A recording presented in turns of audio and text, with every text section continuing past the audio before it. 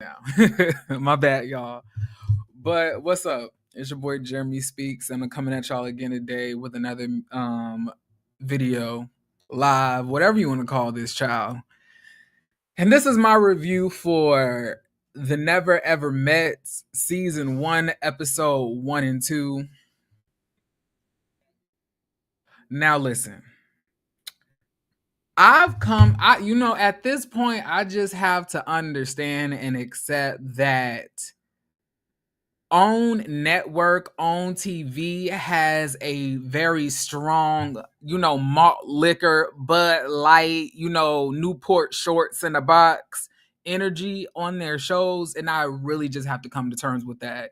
Because, when you hear OWN, Oprah Winfrey Network, I don't know, you just imagine something more not ghetto. I don't know how it's possible to have, shows that are more ghetto than, VH1 as far as like the major networks go, but somehow OWN has, managed to accomplish that. I feel that it's Bravo, Bravo, WeTV, VH1, and I ain't talking about popularity. I'm talking about quality. WeTV, VH1, and then we got OWN right over, Zeus Network. See, OWN and Zeus Network are like almost neck and neck right now. It's giving me malt liquor energy, y'all. So, needless to say, let me get this started. I took notes, so y'all know I this meant a lot for me to do this, because I hate reviewing shows and taking notes and stuff like that. But we're opening up with the show basically telling us that the show is basically for people who are dating who have never met before, and amongst the show of people that that this cast consists of, we have people who have not met for 3 months while dating online, and then we have people who have been dating for 12 years online and never met. That's crazy. I don't know how me as a grown-ass adult is going to be sitting here talking to somebody on my phone for 12 years straight and never getting my ass up to go meet them. Like, that's just me. I've never understood that, extended long distance relationships without actually meeting the person that, that you're in love with or whatever. But I guess.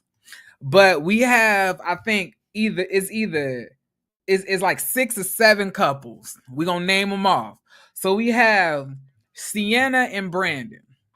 Brandon is from Miami. Sienna is from New York.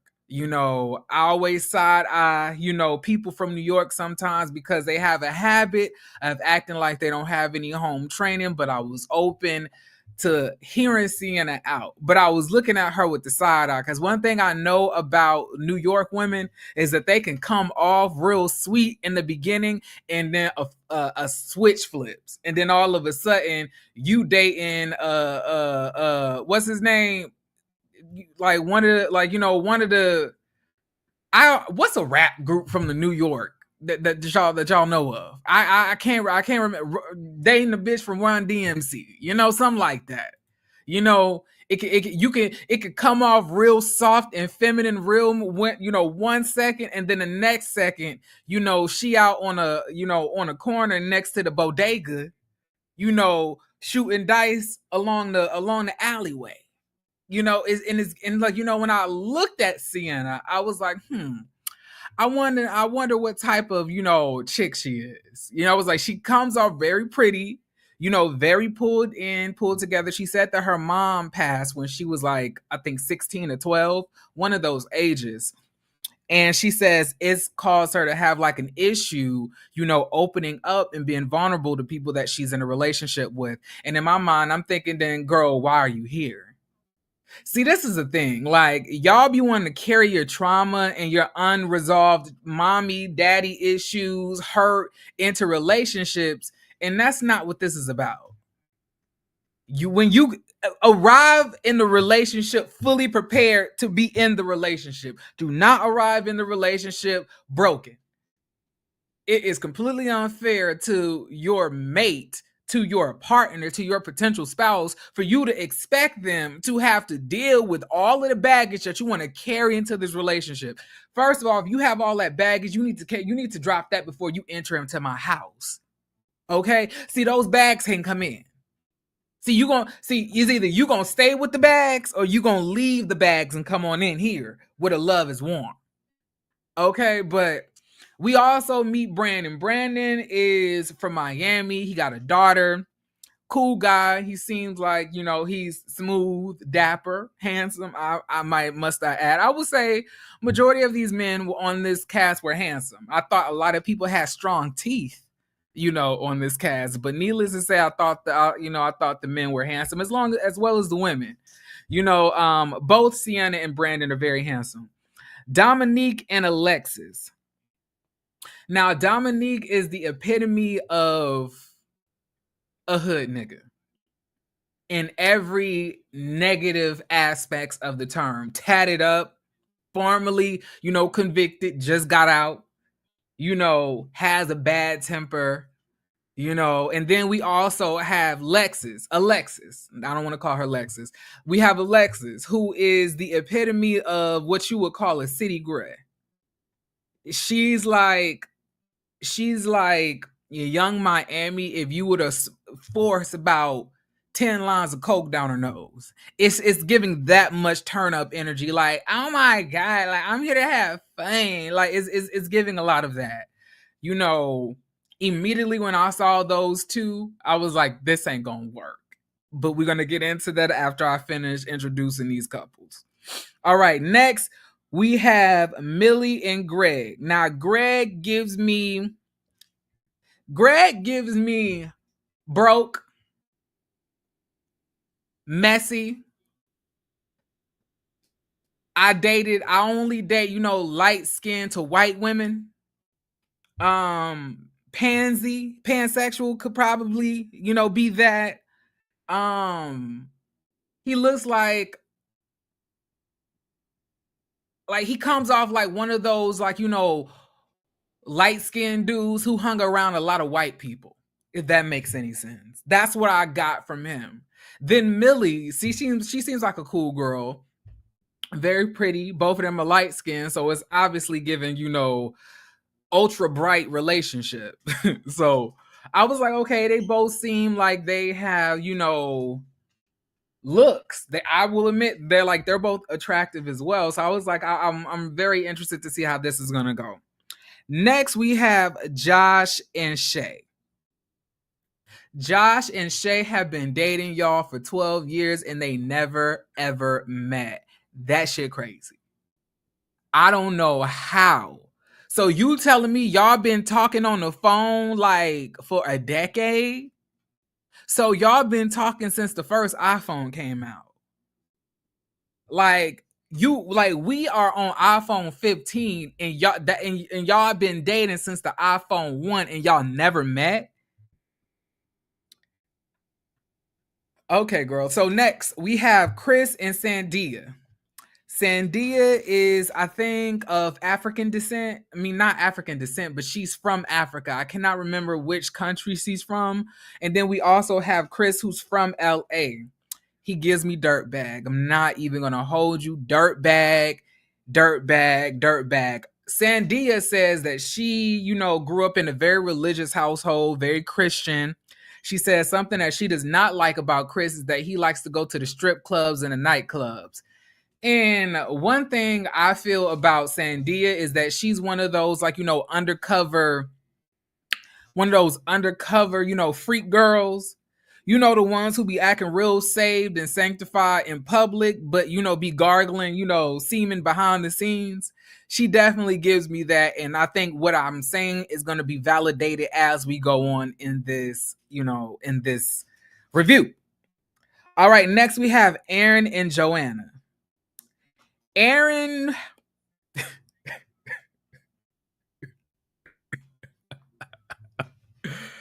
Aaron is giving me homosexual. I ain't gonna lie to you. One thing, my gaydar is never wrong. If if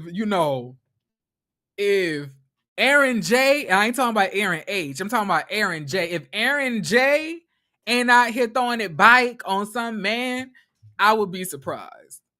I don't believe that he is anybody's, man. Like as far as a woman goes, Joanna is definitely giving me at the beginning, I'm trying not to judge them based on what I've seen in the episodes. I'm trying to give y'all as I was going through it. Joanna seemed like she could be a cool chick. Her hair stiff, her leave out does not match.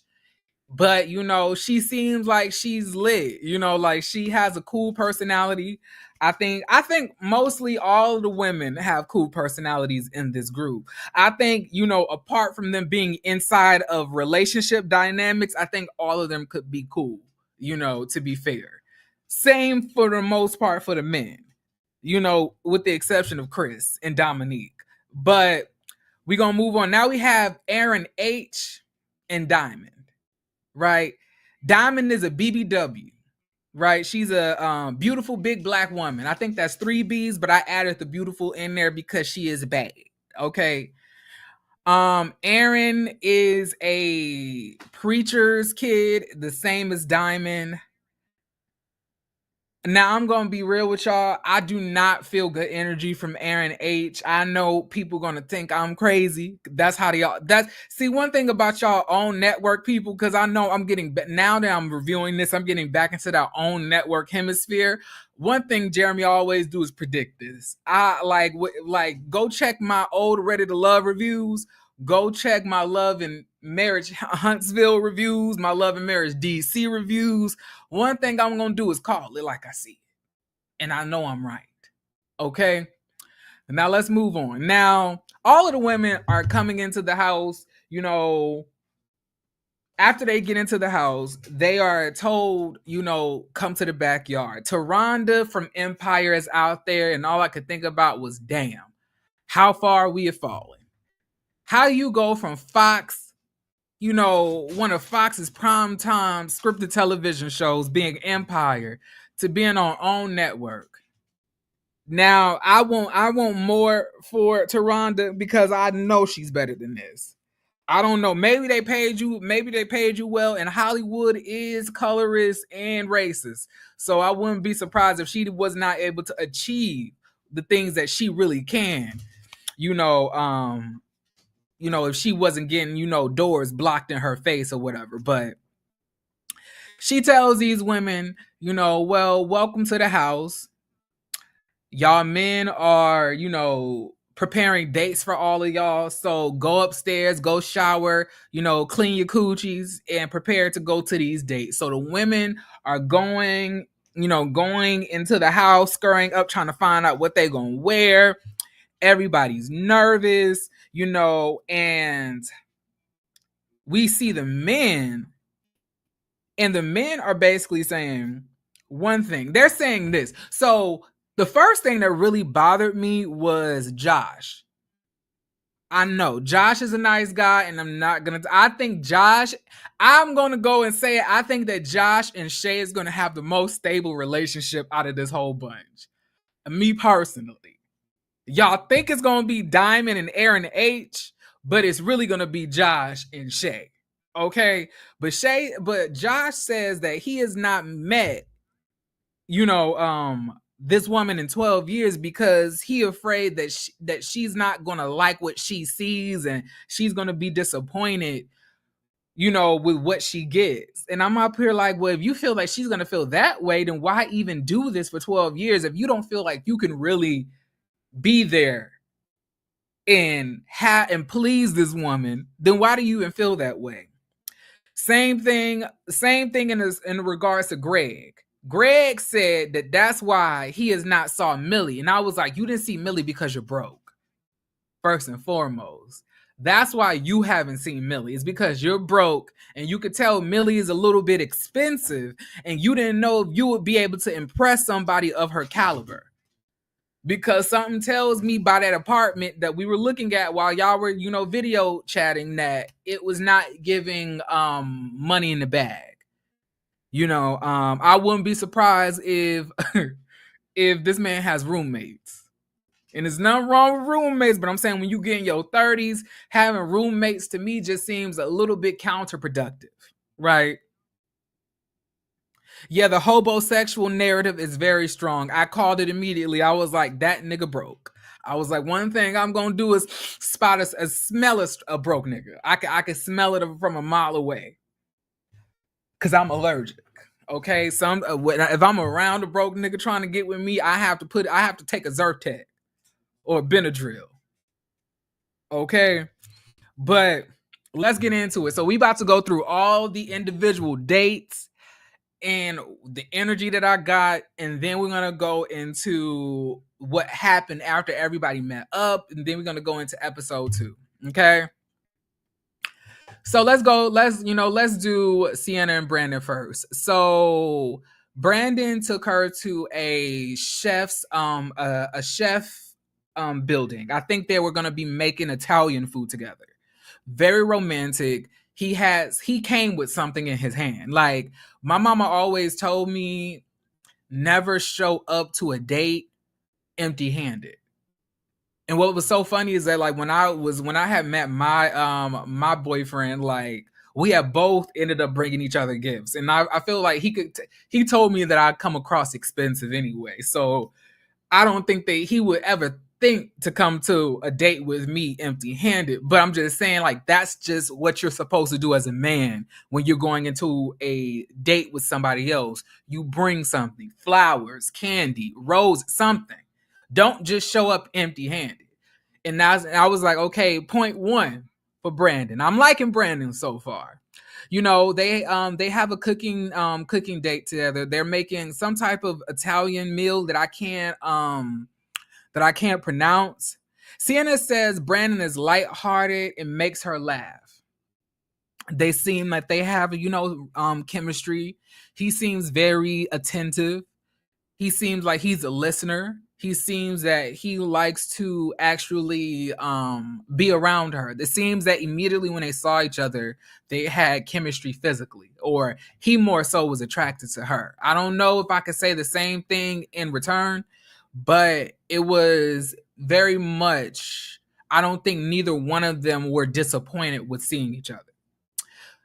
I don't think that all of the time of the dates were split evenly, so some people will have more notes than others. I just want y'all to be aware of that in case y'all just think I'm skipping.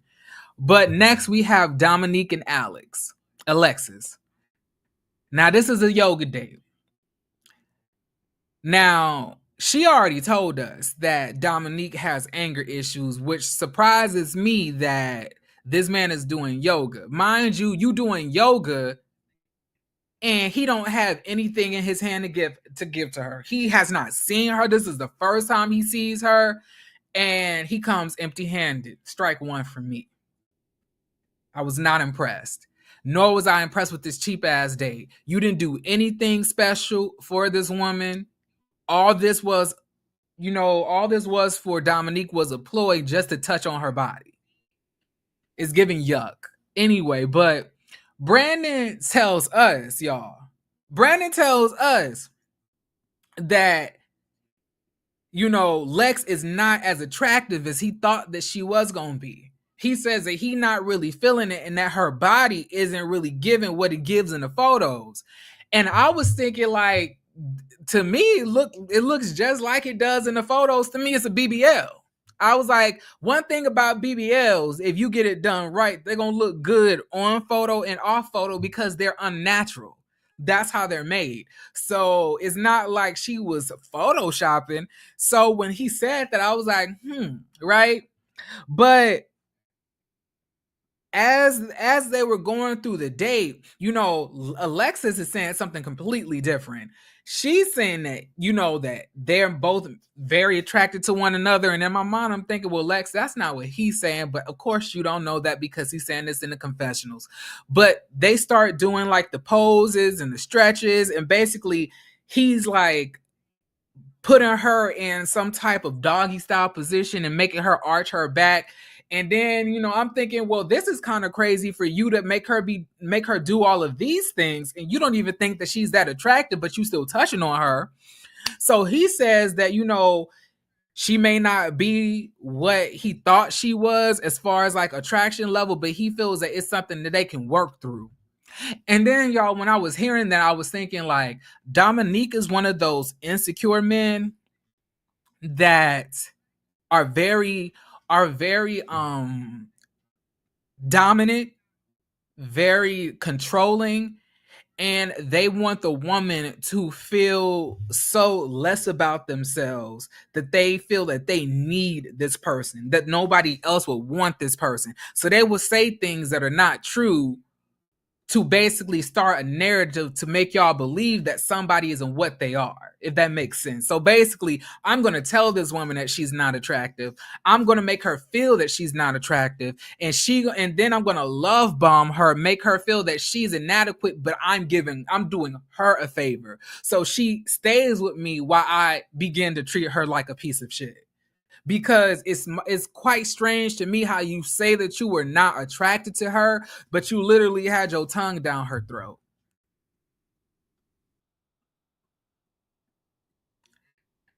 Side note, Alexis should never be on camera again.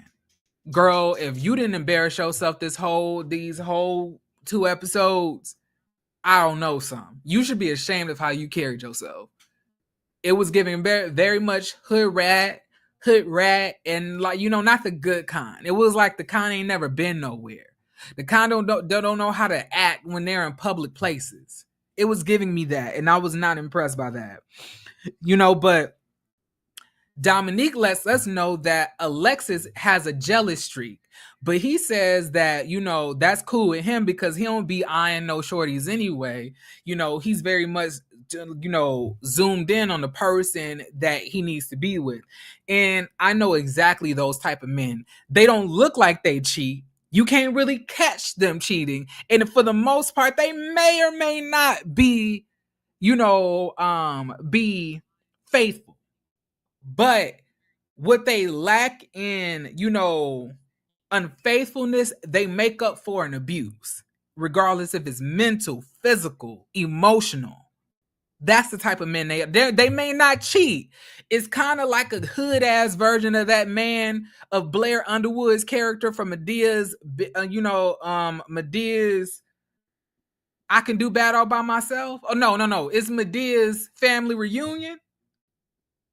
Yeah, I think it's Medea's Family Reunion. Yeah, it's that one. You know how he was going upside that girl's head, but he wasn't cheating on her, but he was going upside her head and almost threw her over that balcony. It was giving me that. I was like, of course you don't cheat. Because you want control and you want to be around her all the time. That's why. But moving on, let's continue. You know, next we have Millie and Greg.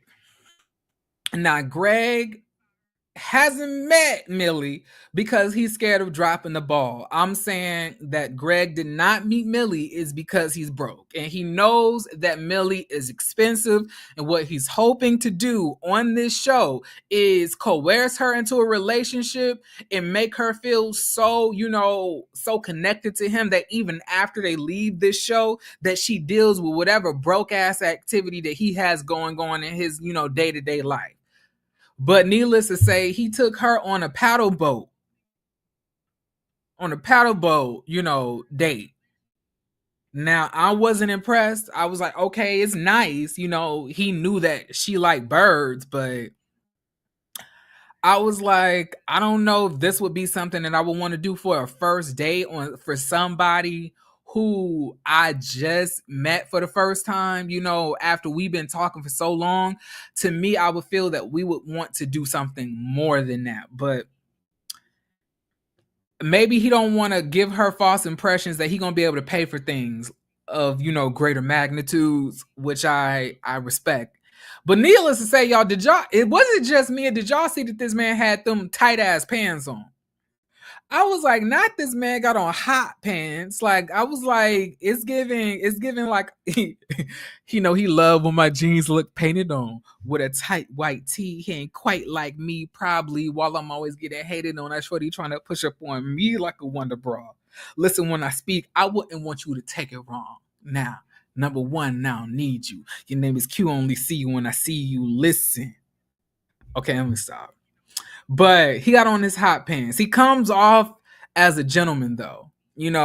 One thing that Millie said was that she's hoping that they can have like serious conversation because Greg is more so of a troller. He likes to like joke around and, play around, but she hopes that he has like some seriousness about himself so they can like really connect. And I was like, so he comes off to me broke and he comes off to you as immature. Got it. Period. Next, we have Josh and Shay.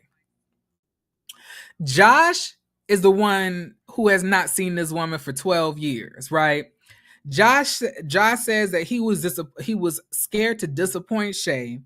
He says that he had a rough childhood and he wants to experience real love for the first time. And I'm like, red flag.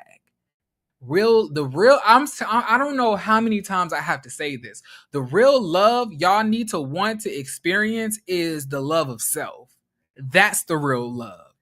If you don't love yourself more than somebody else loves you, that's a problem. And it took me some time to learn that. I'm 28, 29. I just turned 29.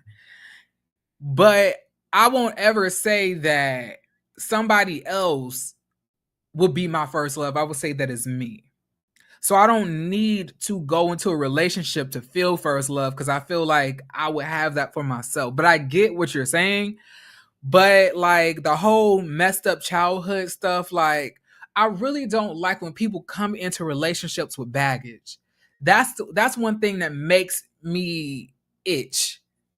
Like, don't bring your childhood trauma into the relationship and want real love from me. You should feel that for yourself. I don't think you should be bringing your childhood up in this moment because I feel like it's a moot point. Because at the end of the day, it's your responsibility to heal wounds from childhood, experience things before you get into a long-term relationship like this. You know what I'm saying? Like me personally. Now, they kiss upon meeting. It wasn't barely even no words spoke. Josh and Shay kissed immediately. They have obviously sexual chemistry. He's happy to see her. She's happy to see him. He looks exactly like, she thought he would, and she's looking exactly like he thought she would. Their date is at the Santa Monica Pier. I thought that was a very nice date. They went on all of these different rides. They spent so much time together. They were talking, kissing. It was just very romantic. I was like, it's giving me healthy relationship. I feel that both of them come off as grounded, stable, and like they have things settled as they're entering into this. Like, I don't feel like both of them were coming in with chaotic energy, like with brokenness. Although Josh talking about real love for the first time is a red flag to me. To me, I think that they come off as two stable human beings, very grounded. I would not be surprised if this worked out for the two of them, and I thought they had really good chemistry. Shay said that she feels like they have the same chemistry that they do online, that they do in person. And I would say, of course, I would hope so, because y'all been doing this for 12 years. Like, I'm pretty sure 12 years y'all have been, phone chatting, doing little nasty video things with each other. So I'm pretty sure y'all know what each other's bodies look like. Cause I'll be damned if we about to be dating online for 12 years and not meeting, and we not, doing no FaceTime sex or any type of nude exchanging.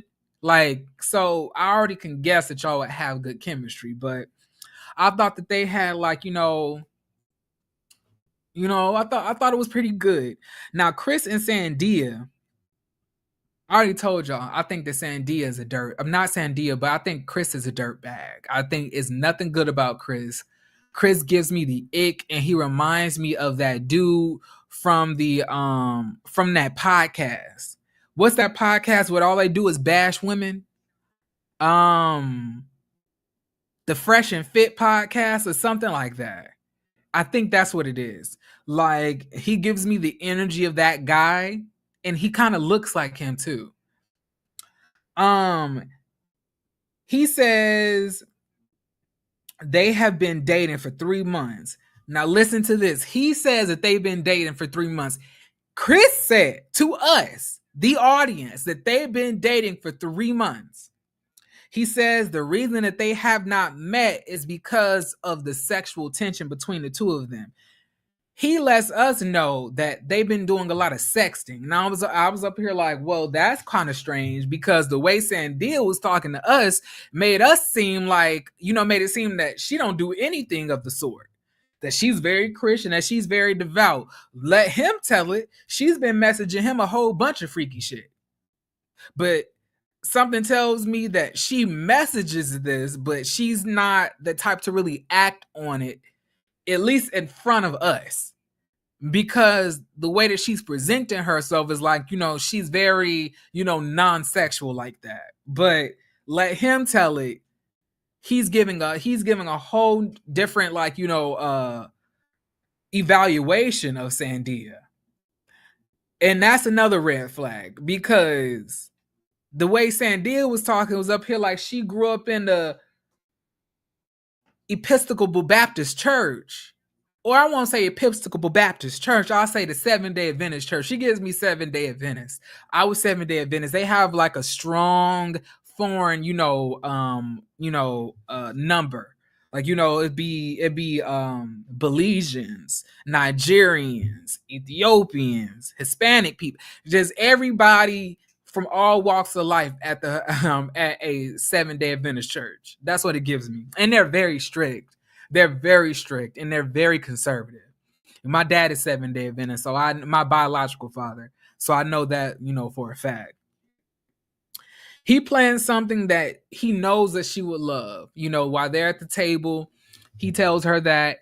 And then all of a sudden, we hear a helicopter, hovering about. And I'm up here like, okay, so he bought her a helicopter ride. I was like, that's very impressive. I was like, I was impressed. I'm not going to lie. I thought that was a very strong first impression that he laid it on for her.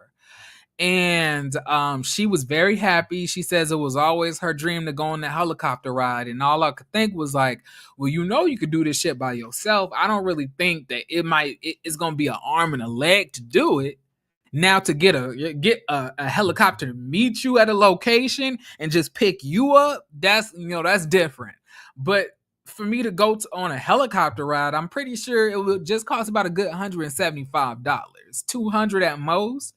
Like I don't think that it will cost like an arm and a leg to do so. So I was just wondering why she hasn't done it herself. But I thought it was very kind of him to understand and know what she wanted and what she always dreamed of and give that to her.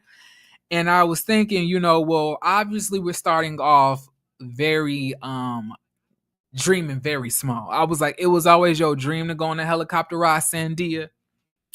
I was like, you dream small and you obviously have somewhat of low standards, but I'm gonna just let it fly for right now. We're gonna move on to Aaron J and Joanna. Now, y'all, I don't like Joanna. I don't like Joanna. I don't. I don't. And I was very shocked with how she came off in this date. Like I was very shocked. Aaron is gay, in my opinion. I believe that man is gay. And if he's not, I believe he may be bi. But I get, deep throat energy from him. And I know I'm never wrong. Not only do I feel like he kind of gives gay, but I feel like if he was, he would be a bottom. That's the most crazy thing about that. It's not even giving gay top energy. It's giving gay bottom energy. But he says he never met Joanna because he lost his ID. She says that she was so upset because she was wondering why he never had multiple IDs. And I was like, you never met her because you lost your ID at the airport. So you never thought to just rearrange the flight and get another ID. I lost my license like 4 or 5 days ago. And then it literally came in the mail 3 days later on a Saturday. But you couldn't manage to get an ID to do this.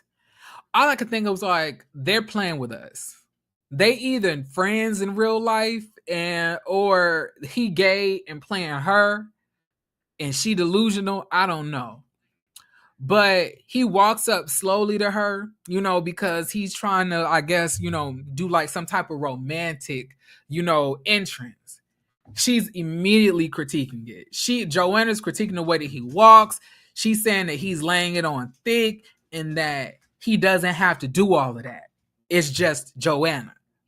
And all I could think was like, Joanna's kind of critical. I was like, Joanna's very critical, or at least that's what it's coming off as. And then it got worse as the date went on.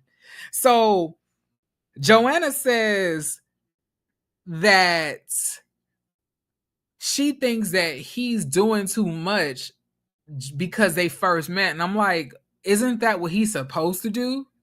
Isn't that what he's supposed to do? Be romantic, think about something that you want to do, that you like. I don't know. I was bothered by Joanna. She was bothering me a lot. And I feel like I'm gonna be eating her up as this goes on.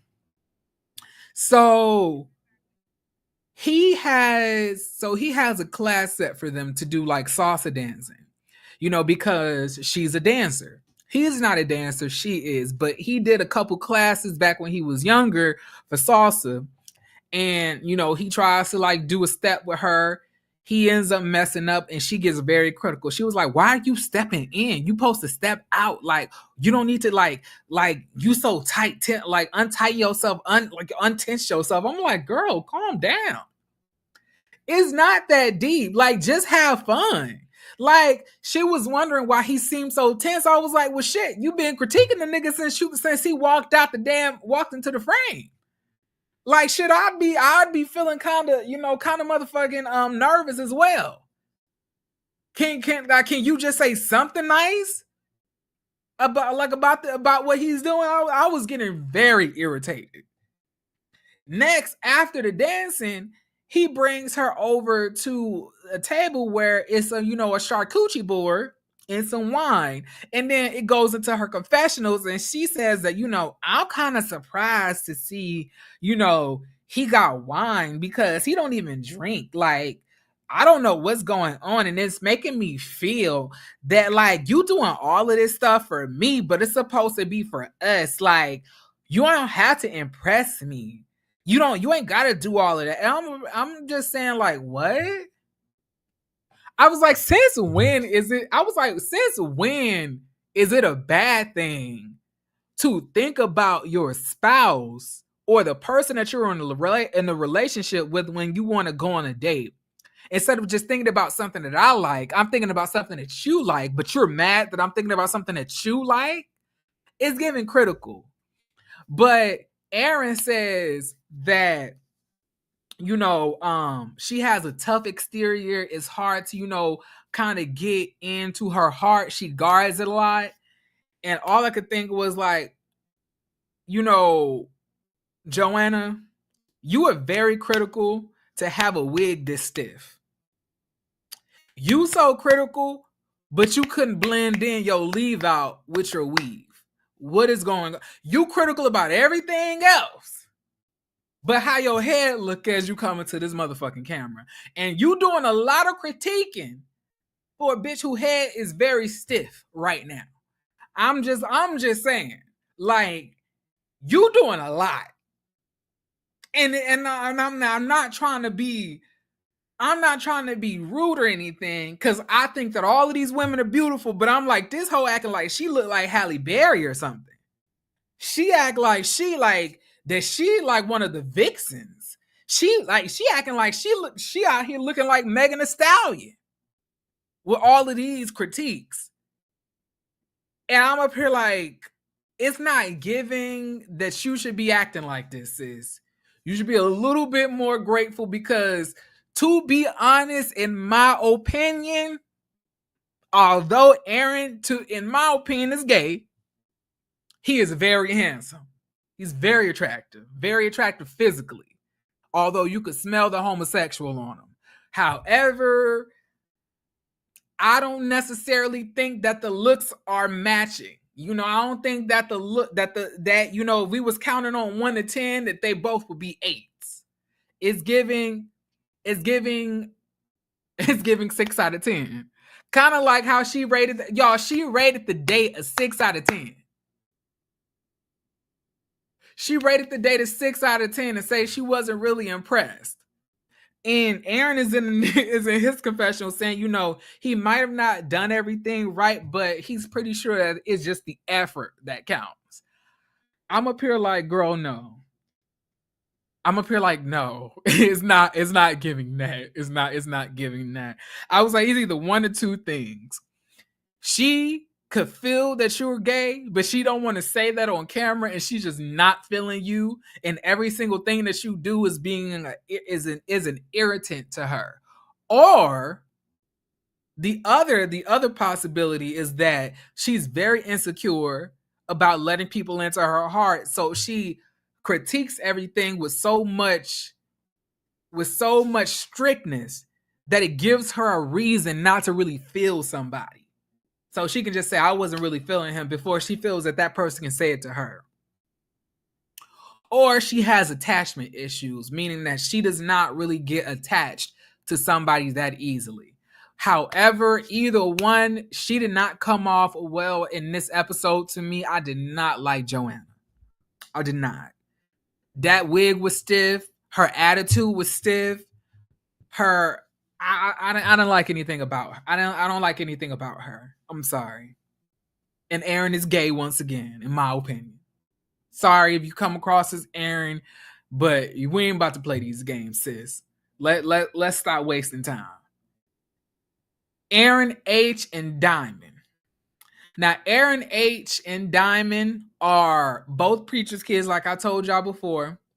He says that he made a mistake in the past. He did not know if he would ever really get a chance to meet Diamond. So he ended up proposing to somebody else. And I was like, well, damn, that's a big jump. Like, how the fuck do we get from, like, I may be feeling a little bit unsure about the reality of this relationship, so I'm just going to marry somebody else. How do you go from one to the other? Not to mention, why the fuck did Aaron H come into the scene wearing a motherfucking slick back pimp hat? Like, if he didn't look like one of the pimps from the Norbit movie, I was like, not he's stealing hats from the Cat Williams collection. Why is this man in a pimp hat?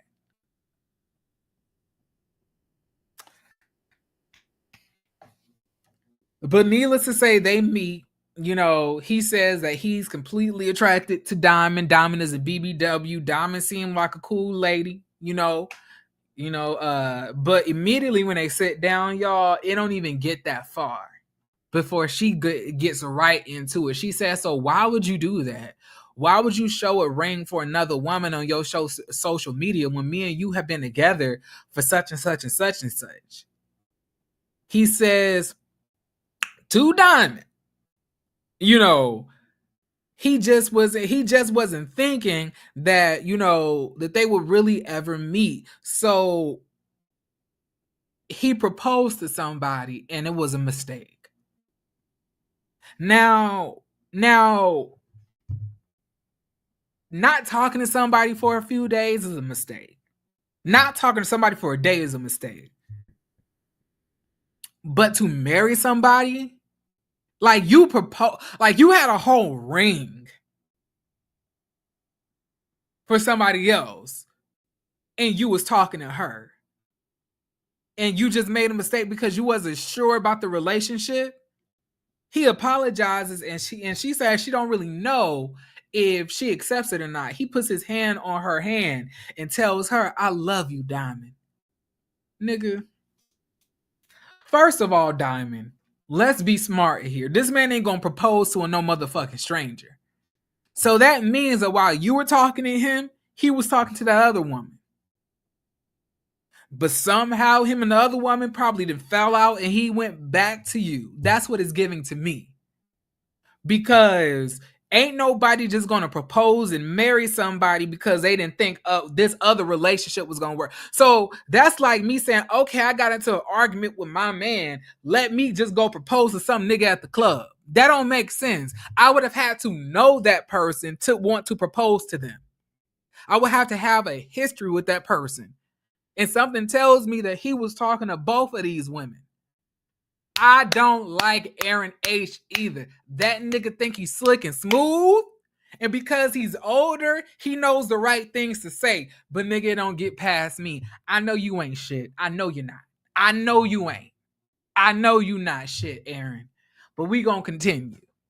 Now, after we see everybody's at their respective dates, we all coming back to the house, right? Now, we get back to the house, everybody's meeting the other person. We see Dominique looking real salty because Aaron J is rapping for Lexi because they were talking, just have regular conversation, and he was telling, Lexi that he can rap. So Lexi is like, okay, well then spit something. He spit something. It sounded okay. I was like, all right, period. And in the corner, we can see Dominique talking about like, well, we ain't been in that house for like 30 minutes and you already up in another man's face. First of all, this man is gay. Baby, you don't have anything to be worried about. I promise you. Boy, you better be, if anything, Lexi needs to be worried if Aaron is talking to you, Dominique. First and foremost. I don't know about y'all, but I felt like I saw Aaron breaking his neck a couple times when he saw these other men in the house. He was like, these niggas fine. It's making me hard to, keep up this act. I was like, if anything, you need to be worried about him sneaking in your bedroom. Not your bed, because y'all all got to sleep in the same bed. No, same room, not same bed. But I was like, it was kind of pointless. Chris says that him and Sanaya are not in a relationship, girl. So the men are all at a table, right? All of the men are together at the table, basically just having men talk. This is when the bitch ass nigga inside of Chris comes out. And I was telling y'all that he reminds me of those men from that Fresh and Fit podcast, where when they are around a whole bunch of other men, they disparage other women because they have insecurities about themselves. He lets us know that he only gives a woman 3 good days of dates before he completely starts to savage them, because women ain't gonna be there all the time anyway, and like women gonna hurt you before you hurt them, so you might as well do the hurting first, basically is what he told me. And in the midst of him saying all of this shit, he's saying, I ain't dating nobody. I ain't dating nobody. Me and Sam Dion in a relationship. I get bitches all the time. Girls are always asking, to get with me. I could easily sleep with a girl in one night if I meet her. And Sandia is looking at him like, oh, cause she's like, in the corner, basically just peeping the men talk. This man looks at Sandy, the woman who he just met after all of these months of dating, and says, get out of here. What you doing in here? Get out. Sandia, sis, if you don't pack your shit and get the fuck up out of here, I don't know something. Like, if you like, my shit would have been packed the moment he says, I'm not dating nobody. The embarrassment that I would have felt to sit here and be nose wide open about this man, and he's sitting here telling all of these other fucking people that he not dating nobody, he ain't in a relationship with nobody, he can talk to multiple women if he want, he could sleep with a girl in one night if he want to, bitches always trying to open up their vaginal walls to him. At this point, he's more so worried about impressing them, those other men, red flag, than he is impressing you, red flag.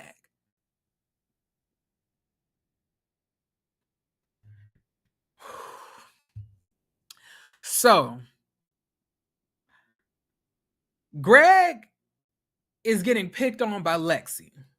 Because Greg is wearing some hoochie daddy pants from what Lexi is saying. And Lexi is completely pigeonholed with the hoochie daddy pants. She's saying, look at him, he got hoochie daddy pants. Come on, hoochie daddy. Like, and the more she's saying it, the more angry Dominique is getting. And he's saying that he's getting more upset, but he's just trying to bottle it all up. And I'm up here like, at the end of the day, that nigga gay too. You have nothing to worry about.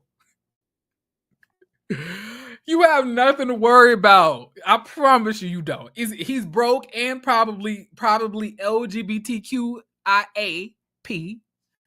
So I don't think that you have much to worry about in this realm. But needless to say, he gets upset, right? He gets upset. Now, Dominique and Alexis are at a table now in a separate scene. He says that, she's already been disrespectful. He's like, really lighting her up, talking about you disrespecting me. Now, you up here talking about this man's hoochie daddy shorts and you won't let it go. You kept on talking about it and talking about it. She admits that she was wrong. She says, you know what? My bad. I was wrong. My bad. I shouldn't have did that. But it don't just stop there. He doesn't take her, her apology. He wants to make her feel as small and insecure as she made him feel, regardless if she meant to or not. So he says, now, what if I said one of these girls got a fat ass? Now, I don't think that you talking about a girl's fat ass is the same thing as her joking that this man has on hoochie daddy pants. Like that. Those two things are not comparable. Now, she said, like, oh, he has a big dick. Oh, he real muscular. He got a really nice body. That would be equal into what you're talking about. Inappropriate as her hoochie daddy short comments were, it was not really giving flirtatious sexual to me. In my opinion, I don't really feel that those two were comparable. So Alexis is upset now. So she's saying, "Oh, y'all, he said that he want to talk about y'all fat asses. He said that he gonna say that the girl got a fat ass in front of me." So she going off. At this point, this was like a real retarded. I'll take that back. I ain't gonna say the R word. I'm gonna say real dumbass version of Love and Hip Hop. It's giving me a scene straight out of Love and Hip Hop Atlanta, and I am highly disappointed. I'm up here like I don't understand the point of this show at this juncture. I don't get what's happening now. It's getting lost upon me. So at this point, you know, she's upset. She's like, she yelling at him and he's taking it as disrespect. So he gets in her face, y'all. And I'm up here like really shocked at this point because he got in her face with so much aggression.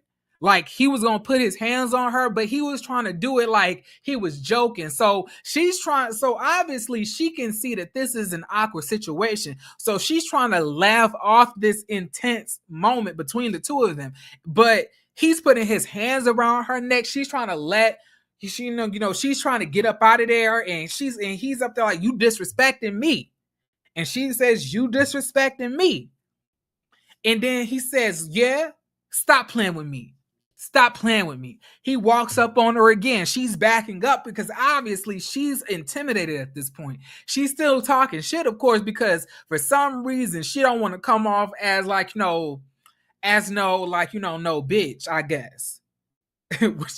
She don't want to come off as no punk. But my thing is this, like, obviously this man is trying to come at you physically. I don't think that you need to assert your what's the word for it? I don't think you need to assert your own sense of dominance in this situation. I think the best thing for Alexis to do in this situation is evade. Because when you have somebody who's that open to putting their hands on you and they don't even know you like that, they're dangerous. And she's lucky that some other people were there because this man is crazy, that man is deranged, and that man needs to go to jail. Period. So she's talking her own shit, and he's saying, "Don't disrespect me, stop playing with me." He grabs her, then pushes the shit out of her. She's like, "Don't put your hands on me." She grabs a pot and they're going back and forth. He continues to try to grab on her. She's trying to swing the pot, get him off of her. Then eventually, Josh is looking at this and he's saying, "Well, I don't really know how to take this," because they're laughing as they're going through this, but it's starting to take a dark turn. At this point, Alexis is getting emotional. She's getting irate because this man is putting his hands on her. So she's yelling, "Don't touch me. Don't put your hands on me." Josh grabs him and separates him, takes him to the back. Alexis is taken by Shay. She's up here like, "Did you not see that man put his hands on me?" Shay's like, "Yes, I saw, and I don't mess with that. No man needs to put his hands on no woman." And I agree. I was really disgusted by the scene, and it really made me wonder, what the fuck do on network do as far as the casting goes? Y'all just bringing up anybody on this show. Y'all don't care if they're going to be a danger to other people on the show or even the production. Like, this man was only around her. Could have only been for 8 hours and he was already putting his hands on her. So they get separated. The production comes in. Let me stop. So that's where episode 1 ends off with, is them like basically having that altercation, right? That's the end of episode 1, y'all. This is episode 2 of the Never Ever Mets. We're going to pick up where we left off. Now, Dominique is jealous. I mean, not Dominique, but Dominique and Lexi are fighting. She's trying hard to laugh off, when they were arguing and this man is manhandling her. He says, quit playing with him. He pushes her back. She hits him back. Josh pulls Dominique away because he was definitely about to beat Lexi's ass. If we're being honest, it was definitely about to get physical. And they get separated by production. Production tells Dominique that he has to go to a hotel and he may be able to come back the next day. I'm up here like, excuse me. No, they both need to go home right the fuck now. This man don't need to be around her and she don't need to be around him. He is not only a danger to himself, he's a danger to her, and not only her, but those around y'all. This man is a problem and he needs his ass whooped. Like I was disgusted with Dominique's behavior. I was like, wow, like you just really out here just putting your hands on women, huh? You just really out here just putting your hands on girls, right? Like you just really out here a big light-skinned tatted up bitch, ain't you? Just out here putting your hands on women. And I don't care if you can still whoop a man's ass, but you also beat women too. Like if you putting your hands on somebody, especially a woman, knowing that that they can't equally fight you, that's some bitch ass shit to me. No man should ever be putting his hands on no woman, period. I don't give a fuck what nobody has to say.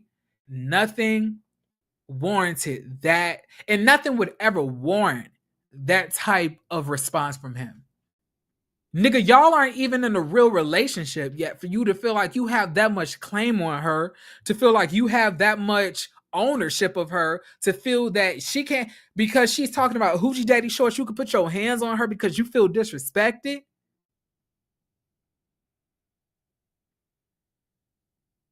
Nigga, just at this point, just admit that you got raped in prison and let's just get over the trauma of it all. Because you want to assert this masculinity, this ultra dominance over this woman that you barely know, knowing that you just got out of prison, is giving that you don't care about going back.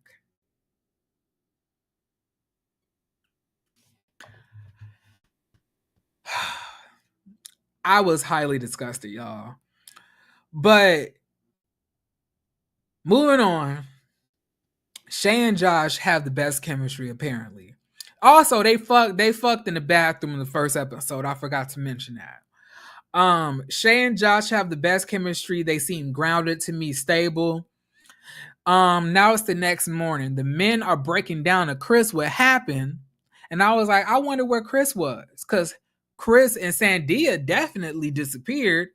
I want to know, was y'all up to some Christian activity? But needless to say, let's continue. But they break down what happened between Dominique and Lexi. The men, i.e. Greg, are low-key trying to minimize Dominique's actions towards Lexi.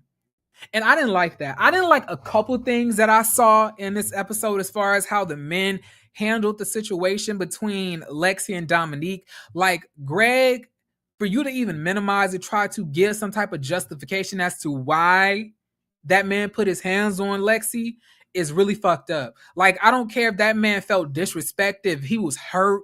Nothing about that warrants you to feel like you could motherfucking put your hand on that woman. Now, I already didn't like Greg like that anyway, because he gives me broke ass nigga vibes. But and this is another thing I've noticed about Greg in this show. What Aaron J, the one that I feel gay, makes up for in mannerisms for for his, homosexuality, in my opinion, mirroring that, Greg makes up for as being a bitch. Greg talks too much. Greg has been talking all throughout this episode about everybody else's relationship, what he thinks about everybody else's relationship. First of all, nigga, You didn't even meet the woman that you are in a relationship with because you were afraid of disappointing her. Nigga, you got so much stuff to say about everybody else. So many opinions about everybody else. But you won't tell us why you were afraid to meet her because of the disappointment. Why was she going to be disappointed? Can you talk about that? You talking about everything else. And nigga, you afraid to meet the woman that you are supposed to be in a relationship with. Nigga, if you don't shut up. Because at the end of the day, we know that you still have to split your per diem with your roommates so they can pay those utilities while you're gone. I do not like Greg, y'all. I don't see it for Greg. I don't see it for Greg at all. At all. I don't like the nigga. I don't like him. I don't like him, Aaron H, Dominique. Yes and no for them, dog. It's a no for them. It's a no for those. It's a no. But let's continue. So something else that I really didn't like, random thought. Why did they keep on using that word female? Is it just me? But I hate that term. Like, why is it that when we're talking about men, y'all don't say males? But when it's talking about women, y'all don't call them women. Y'all call them females like a fucking dog. Like we're talking about some type of like a fucking vet is asking me what my dog is to figure out if they have to get neuter or spayed. Like, why do y'all keep on using that word female? Every time I hear people use that, they have a very negative attitude and a negative treatment towards women. Because I was like, why are y'all keep on saying female? It was bothering me. And I know I'm not no woman, of course, but I'm just like, I know I'm not the only one that doesn't like that. It's just something about that does not feel right. When people like, she a female, all of these females. Like, it's just, I don't like that. I don't like that. Not at all. Now, Aaron H is upstairs talking to Lexi. He tells Lexi, like, when you're in the heat of the moment and people do shit like that, that shows you who they really are. You can't pull something out of somebody that they didn't already have in them. So you need to take that and remember this from this point on. When you had to grab that pan to defend yourself last night, remember that. Lexi is crying at this point. But Sienna is saying, if this nigga is going to hit you in front of the cameras, imagine if the cameras weren't there. And I'm like, yeah, like Sienna definitely has a point. Like, this man is dangerous. Like, he deserves to get his ass beat, going to jail, and he shouldn't even be on the camera anymore. We shouldn't see him again, period. But y'all, it gets worse. So Taronda pulls Alexis out of the house to have a one-on-one conversation in the backyard. So she checks on her, wants to know where she's at, how she's doing, if they're okay. So Lexi starts crying. She says, I just never really been in anything like that before. And I'm here like, something tells me that Lexi is not telling us the truth. She definitely has been in some type of domestic violence situation, regardless if it was, verbal, physical, or emotional. Something tells me that Lexi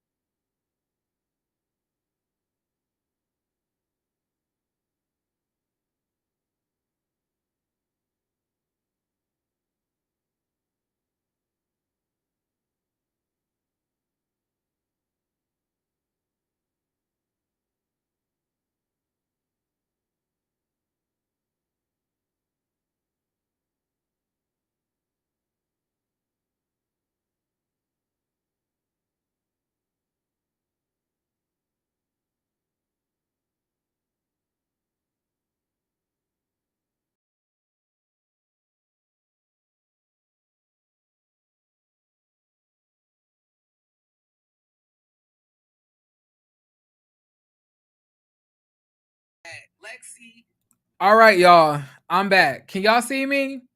Let me know if y'all can hear me. Let me know if y'all can hear me now, y'all. Okay? Let me know. Put a one in the chat if you can hear me, y'all. Put a one in the chat. We're going to have to pause this for a second.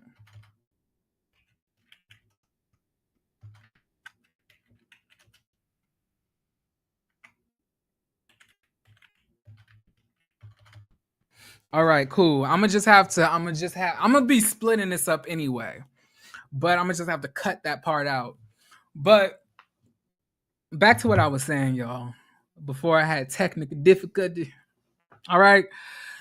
So I didn't feel that Alexis was being truthful when she said she's never been in that type of situation before. I feel like Alexis definitely showcased that she's comfortable in that type of situation because of how aggressive she was also being with him as he was with her. To me, and I'm not saying, in no way am I saying that whatever happened was her fault at all. It was not. All I'm saying was the way that she carried herself in that altercation made me feel that she was no stranger to being in physical or verbal or emotional altercations with a significant other, to me. So I don't know how truthful she's being, because the way that they before they even got physical, the way they were talking to each other was very aggressive, very angry before he had even gotten physical. I was like, it's not giving me that you are just used to having healthy relationships. But I don't know, maybe she's not used to being hit per se, but I think that she really needs to do some self-evaluation and really try to get to the root of where her attraction to abuse is coming from. Because even when she was talking to Taronda, Taronda is telling her, like, you do not have to deal with this. You deserve better for yourself. I just want you to know that you don't have to put up with anything. But she says that she has a message, from Dominique. And I feel like, a motherfucking message. Why are we showing a recording of anything that this man is saying right now? Why is that even a thing? Like, why? Why do we need to know what this man has to say? So he lets us know. Well, not us. He's talking to Alexis. He says, Alexis, I'm sorry. He says, Alexis, I'm sorry. I don't know if they're together or not, Barbie's World. I don't know. So he says, I didn't mean for it to get that far last night. I was drinking so much, and I just want us to sweep this under the rug. Pause. I just want us to sweep this under the rug. I just want us to sweep this under the rug. I want us to sweep this under the rug. I want you to sweep me hitting you, a woman, on nationally syndicated television after meeting you for 8 hours. I want you to sweep this under the rug and let's just pick up where we left off. Just chill out. It ain't that deep. I was like, what was the motherfucking reason of even showing us this shit? Dominique, you're trash. Dominique, you ain't shit. Your mom, your father did a shit job in raising you, obviously. You like to put your hands on women.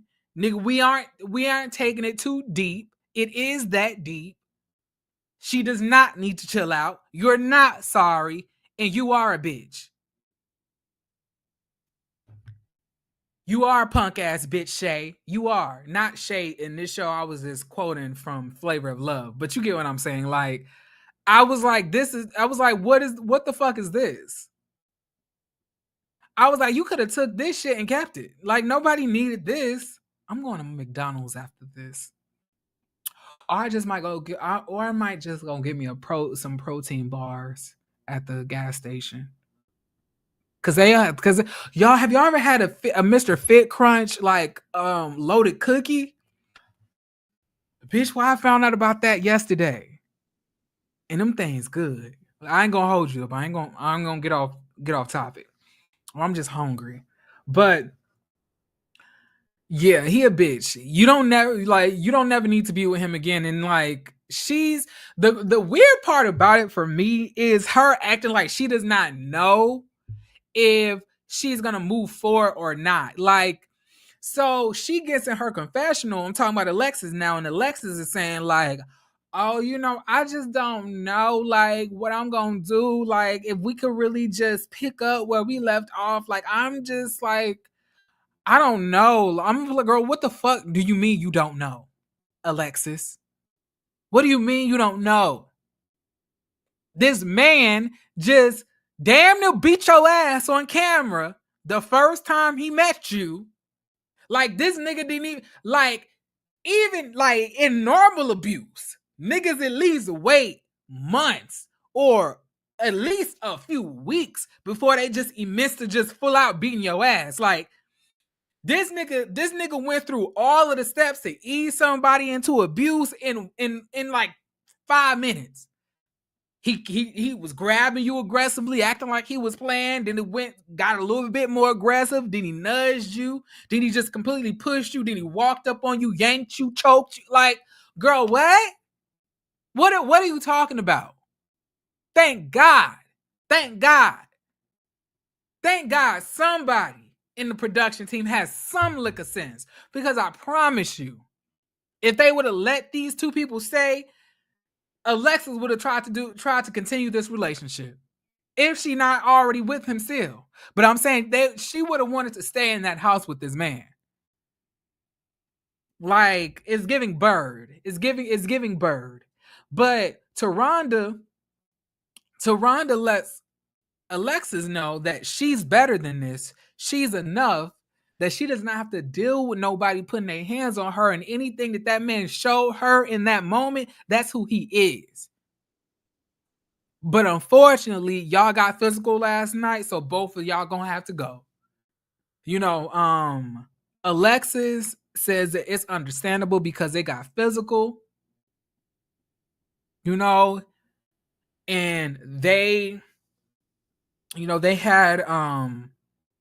they had broke the rules, so she understands why they need to like go. What happened next? Hold on, let me look this up. I'm going off my notes, y'all. Alexis says she should want more for herself. Oh yeah, Lexi says she's sad to go, but she wants all of the ladies to write down their numbers so she could contact them because they could be friends. I heard they are, but didn't want to give it away. Child. As a hood rat turns. A disgusting ghetto ass love novel. But anyway, so Dominique is in his motherfucking confessional saying, he's not sorry for what he did because he's young and he can make mistakes, and he just takes every experience as a learning lesson. He does not regret nothing. So you're going to get on this camera and tell us that you don't regret putting your hands on this fucking woman in front of America? If you're not a bitch, I know something. And I'm pretty... I had already knew that, Alexis was going to be with him. Because Alexis was lying. Alexis is comfortable in abusive relationships. The way that she carried herself in that was abuse. She already knew he had an anger problem. She already knew that this man had a potential to get physical. And she decided to continue to get in this man's face, to continue to egg on an argument with him, knowing that he got screws loose. So I already knew by that point that Alexis was on some bullshit when she says, I'm just not used to that. Like, I just never experienced. Yes, you did. You have experienced that. You have. You're not fooling me. You've been in some toxic ass relationships before. This is not the first one. Miss me with the shit, Alexis. Goodbye. I was happy to be by Alexis. I was ready for Alexis to go, Dominique to go. I was happy that they were gone. I was like, good riddance to the both of you. Y'all did never needed to be on this show. He probably still with Alexis, but Alexis know damn well not to not to fly down there to meet the man. Alexis know damn well that he can't afford to go to her. So maybe long distance works for them. I pray for her because there's way too many black women getting killed out here in relationships like this for you to be making these type of mistakes and these type of decisions, especially when you have a child. Like, how dare you, as a mother, how dare you decide to make that type of decision? It's not even just the strength for you. You should have the strength for your child. So you telling me this is the man that you want to bring around your child?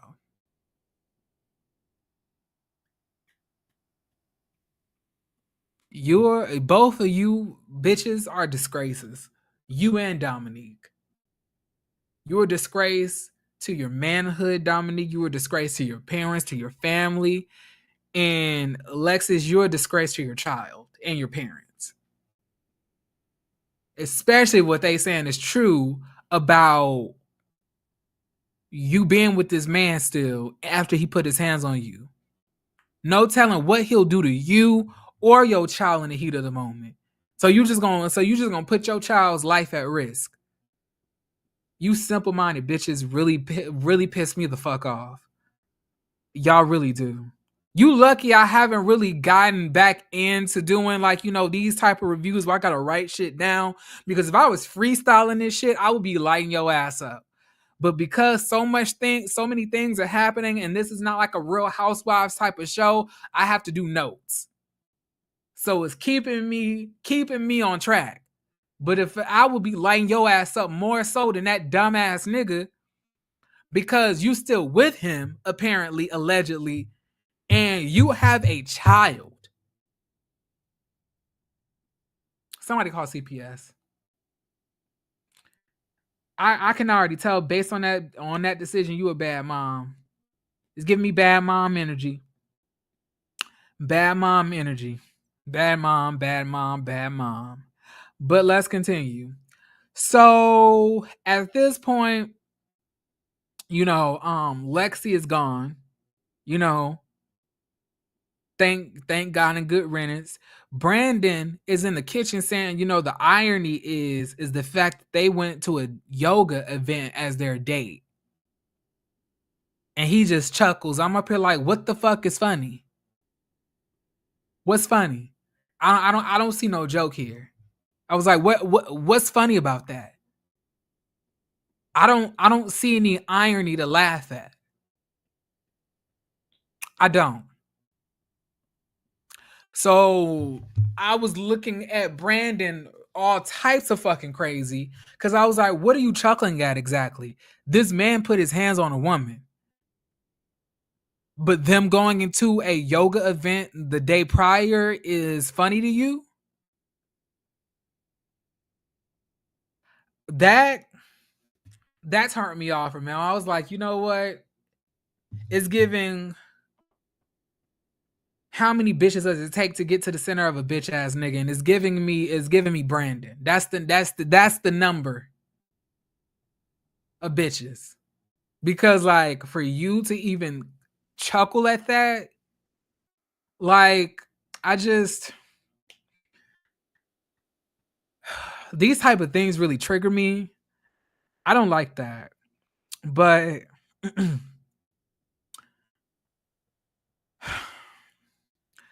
next we go to the next scene. Sandia is talking to Chris. She tells Chris that she was not pleased with what he had to say to those men. Chris begins gaslighting her, like, what are you talking about? Like, I didn't say I was gonna date anybody's girl. I didn't say I was gonna like flirt with their girl. Like, he's nitpicking and gaslighting her to nitpick and say certain things to claim that that's not what he said. Yeah, you didn't say that you were gonna be dating or flirting with the other men's women. You said you just be flirting and talking to other bitches. You said that you're not dating anybody, you're not in a relationship with nobody. And he's basically in her face saying, I never said any of that. You're taking what I said out of context. Sandia says, you don't think before you speak. And he was like, girl, what are you talking about? I don't think before I speak. You're in your feelings. You need to get out of your feelings. That's what he said to her. Then somehow, I don't know what the fuck happened, but Sandia completely like was all okay, because like I was like, did he really even apologize for this shit that he said last night? I was like, obviously, Sandia, before he had realized that you were in the room, he told a group of niggas that he was not dating you. He was not dating anybody. He's not in a relationship. He still flirts with other bitches. He still talks to other women. He can fuck anybody he wants to in a day if he decides to. And now he's in your face telling you he never said any of that. Obviously, something is not genuine here. And it just may be the nigga that you're talking to. He just might want to be on on camera. He just might want some fame, because it's definitely not you that he wants. If we're being fair. After you probably have sex with him, he's probably going to be over it. He tells her that he don't trust women. So she says, like, if you don't trust women, then why are we here? That's a good question, Chris. Why the fuck are you here if you don't trust women? And I tell y'all, he gives me fresh and fit podcasts.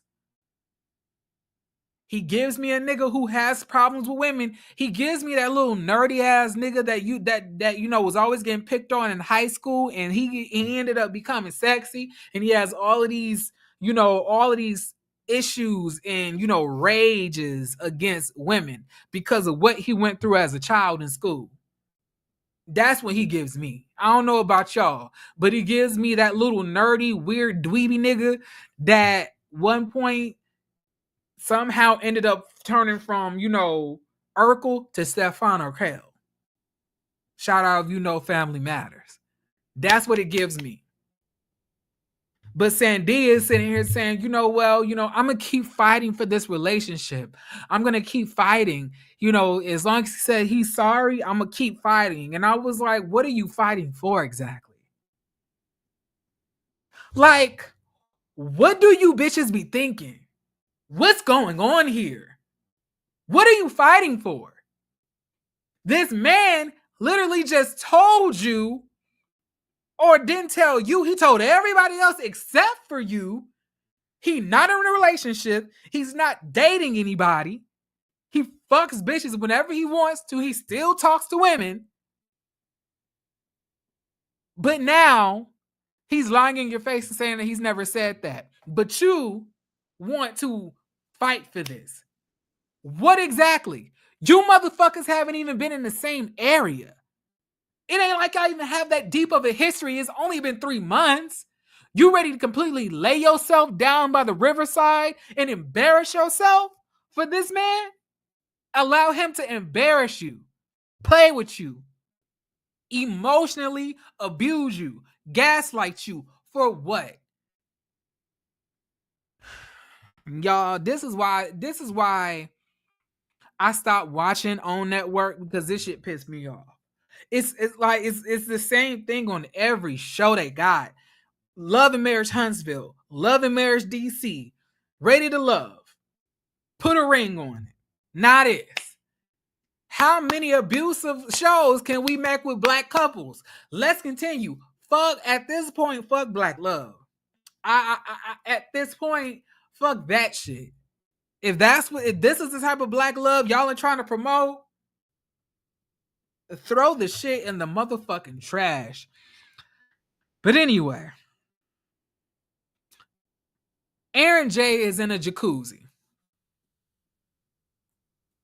In some type of trunks or speedos or like some type of real hoochie coochie, bushy toochie type of, shorts in the jacuzzi. Then all of a sudden Millie comes out there with Greg. As soon as Greg takes off his shirt, Aaron J couldn't wait to let out his in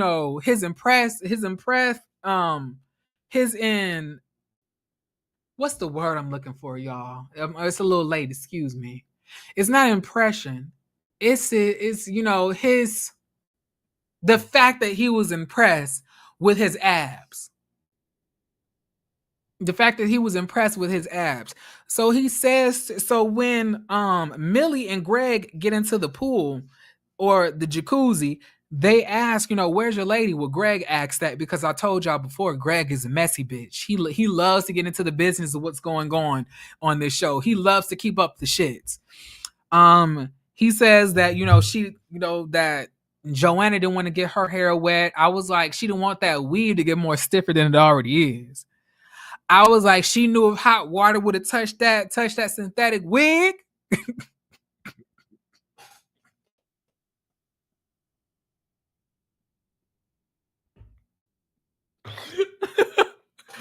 I was like, if she let that synthetic wig touch that chlorinated hot water, baby, that thing would have curled up and walked away. That's why she ain't getting in that pool. That's why. But that's why. That's why, girl. That is why. So after they have like that little conversation in the hot tub, the couples meet up with Taronda in the backyard. They're about to do Kama Sutra, y'all.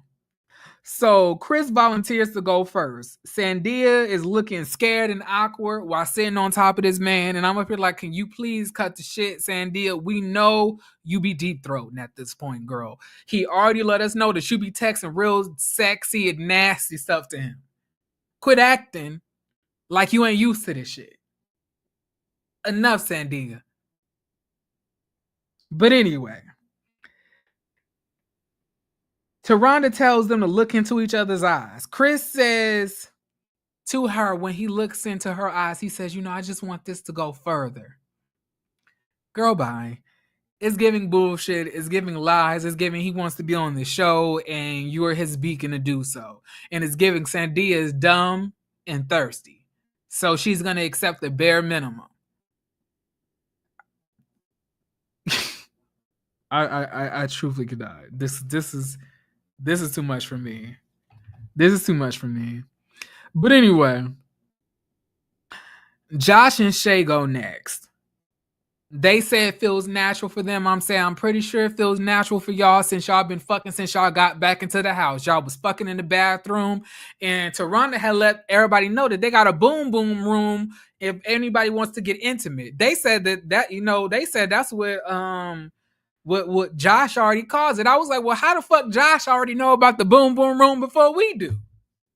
And before the rest of it, you see Josh been dragging this girl around his house, fucking all over the place. Fucking in the bathrooms, fucking in the rooms, fucking in the kitchen, fucking in the boom boom room. They already lit that boom boom room up before Taronda had even let them know that it was there. They had found it themselves. They was wandering around, probably fucking all around the house. Child, one thing I ain't gonna say is they ain't got no chemistry. Josh and Shay, they got chemistry. They fucking. But moving on. So the next people to go are Aaron, Jay, and Joanna. They literally have no chemistry. It's giving gay best friend, like I told y'all before. Greg and Millie go next. They do the eagle. It looks like they have sexual chemistry. Aaron H and Diamond goes next. He puts her in like some type of, bamboo split position. Telling her to put that leg back. Oh, girl. And then he says he has no problem with being watched. Neither him nor Diamond have a problem with being watched. He says that he will suck her toes in public if she asks him to. I was like, he a old nasty freak. He's like, he probably one of those voyeurism type of people, one of those people that like to watch, and one of the people that like to be watched, be an exhibitionist. And then he probably one of them stags too, like that you will share your woman with another man. And he just gives me yucky energy. It was just like yuck, ugh, ugh. It was like watching my aunt and uncle do some freaky shit. I was like, I don't like this. Cut scene, please. Cut scene. Sienna and Brandon go next. She seems reluctant and hesitant, and she seems so uninterested in this. And she actually decides to pick a position that faces away from Brandon. Brandon at this point says that he's bored and feels like he could just watch some TV. Sienna feels salty about that and feels offended. Why are you offended? Like, he's telling the truth. You're not trying. See, the thing about this, what I'm noticing about Sienna is that, like, it doesn't matter if it's the truth or not. If it's something that she doesn't like to hear, she's gonna get angry about it and then wants to take her frustrations out on you. But let's continue. So Millie says that she appreciates Greg's patience and says that usually he's so jokey, but he really allow her to be comfortable and move at her own pace, and she really likes how he is allowing her to move slowly about this. He lets us know in the confessional that usually he's just used to running through it, but he's gonna take it slow for her. I was like, what does that mean exactly? What does that mean? Like, I would really, I would like to know that. I would like to see it. I want to know, what does that mean, Greg? That you run through shit? Like, does that, so you basically are just out here just fucking a whole bunch of people? You just used to just fucking girls on the first day? Like, how did, like, or you kind of like forcefully do it? Like, what does that mean exactly, Greg? Because the way that I didn't like the way that felt when he said it, y'all. Am I the only one? When Greg said that, I was like, it's giving me SA. It's giving me that, like, if Greg keep it up, he gonna have some type of Me Too movements against his ass. But let's continue. Brandon and Sienna. Brandon and Sienna are having their conversation in the pool room. He brings up the moving, or she brings up the moving, and now she's saying, I don't know if I want to live in Florida. I don't know if I want to live in Florida. I'm in Brooklyn. Come to Brooklyn. Come to Brooklyn. So she's completely indignant now. Like, now she's just acting completely indignant because, to be fair, she's salty about feeling embarrassed in front of everybody downstairs because he said that he feels like he just can turn on and watch television. And now she's trying to be, in my opinion, passive aggressive. So now he's saying, but now you've been inconsistent with the things that you're saying, because just yesterday you were saying that you'll be open to moving to New York. And the thing about it is, you're talking about move to New York like this man don't have a whole child that you already know about. Brandon, I hate to inform you, but I do not think that Sienna would be the type of person that you want around your child. Sienna gives me the type to be. She seemed like the type to be mean to somebody's kids. Like, Sienna looked like the type to not want to be a mother to somebody's kids that ain't hers. Sienna looks like the type to talk crazy to your kids when you're not around, and to encourage you to treat your kids badly. Like, oh, you just let her talk to you any type of way. You need to handle that. In New York, that could never happen. See, I could see it. I could see Sienna's nothing good. Send her back to where she belongs. Sienna ain't shit.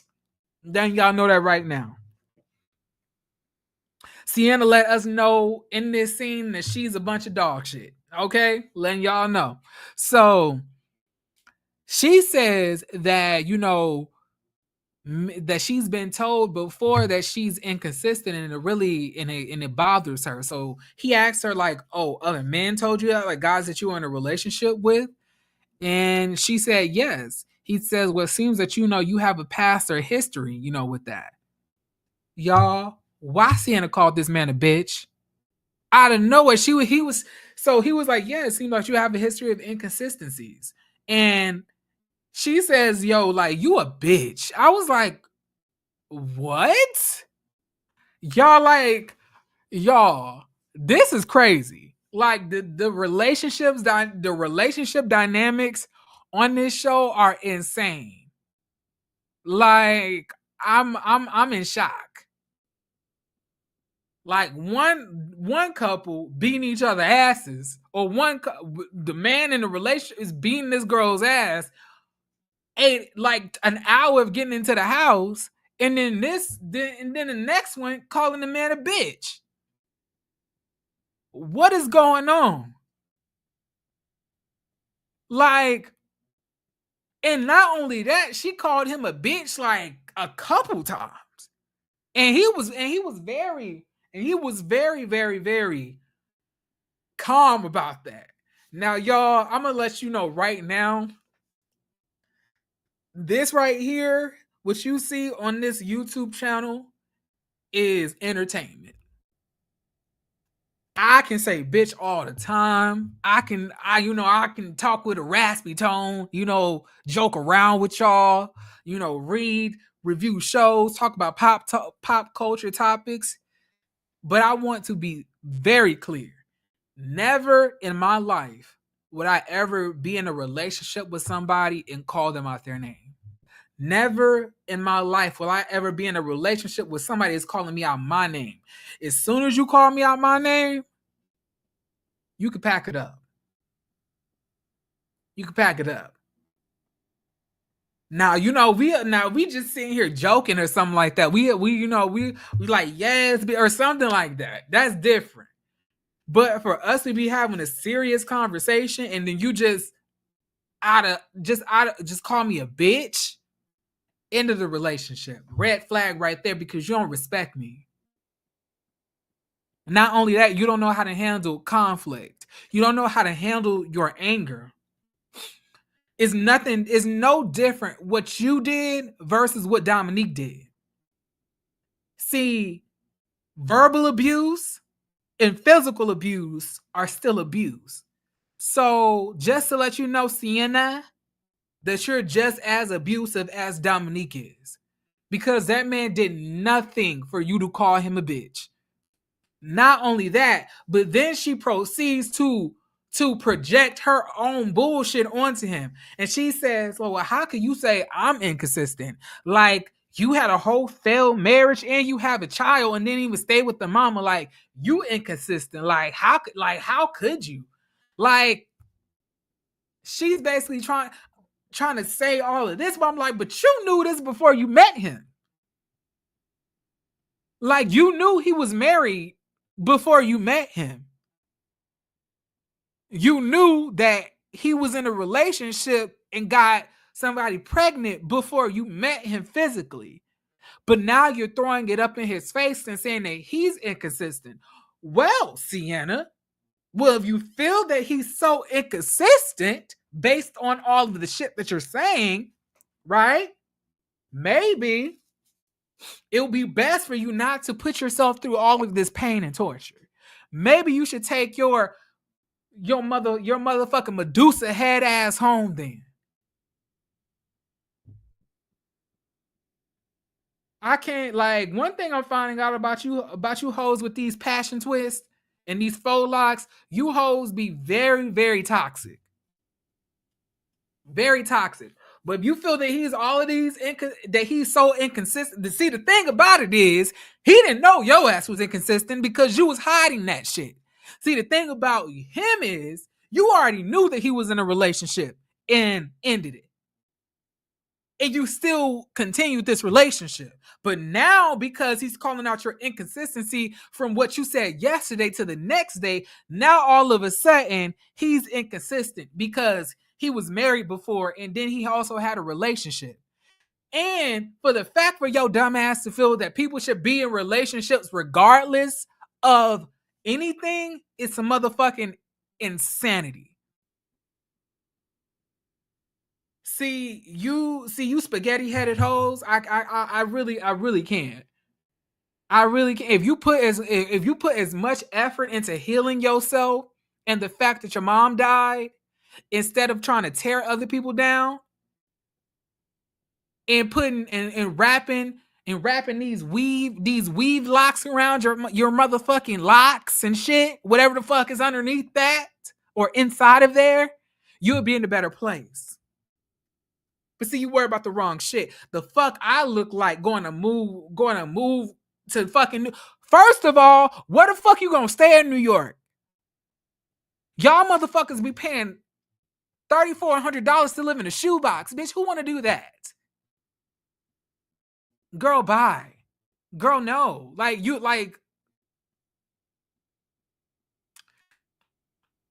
hurry up and end this. 85 bags of faux locks on it.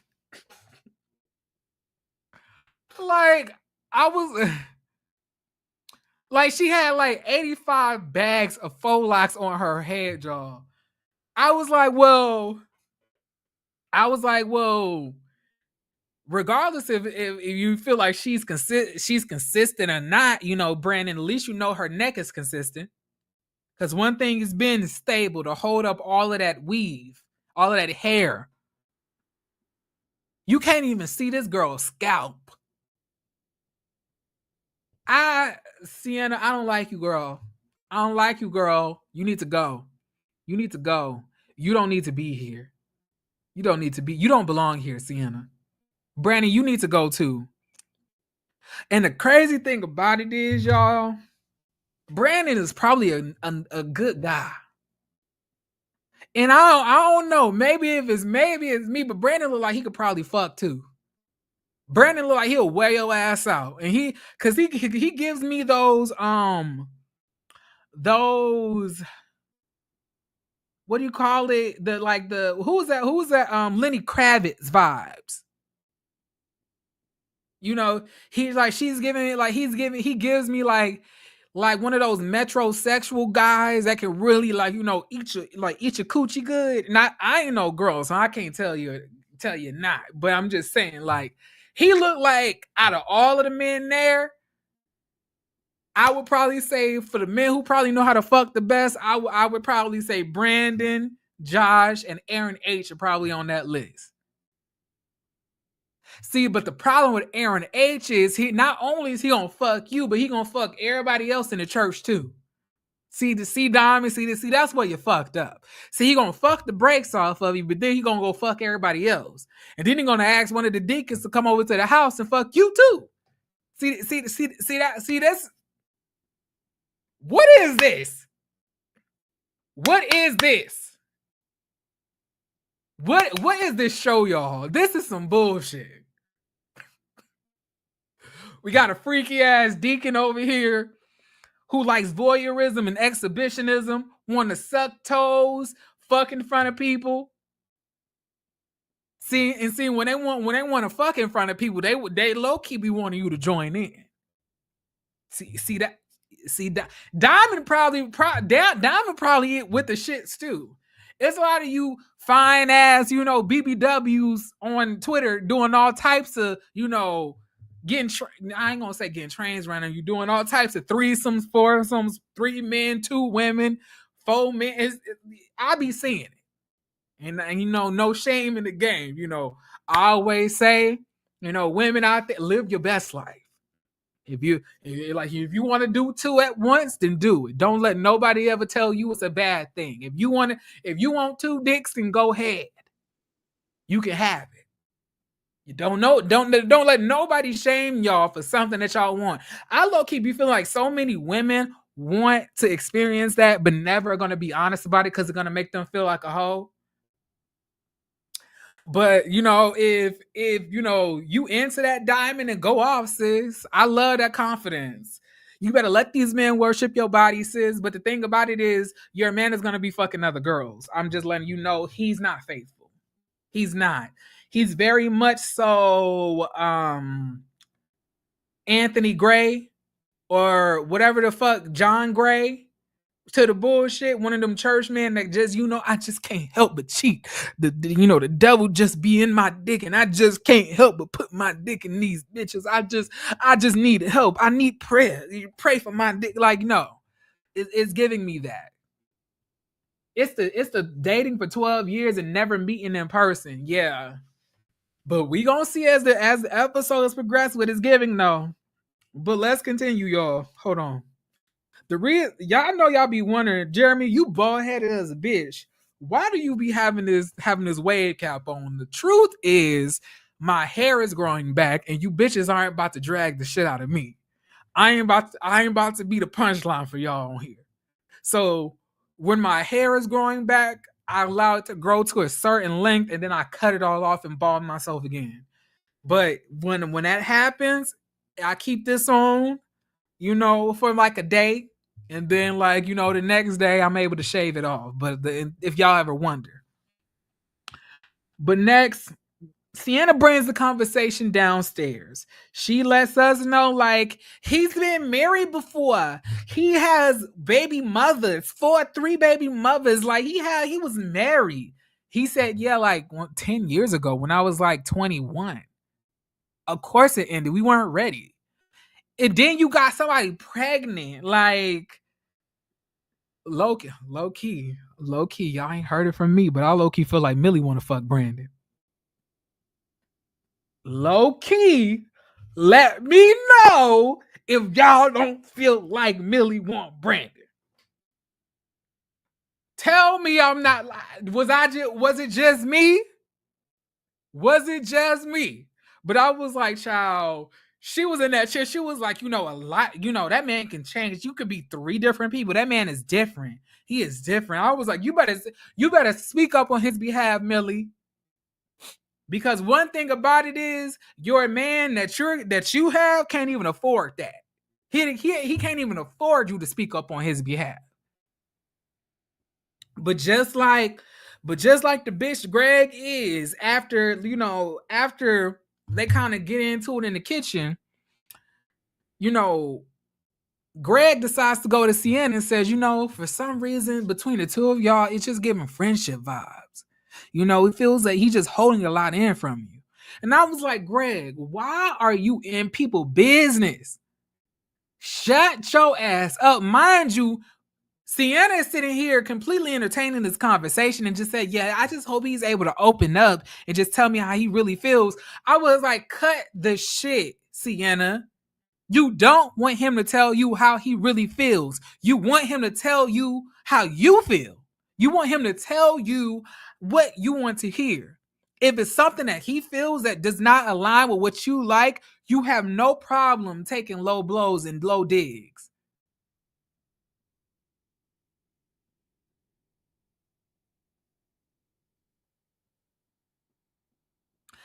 But in the other room, Millie is basically like, hold on, y'all. She's like,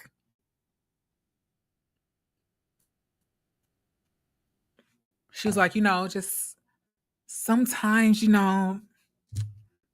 I mean, a woman just wants a alpha male.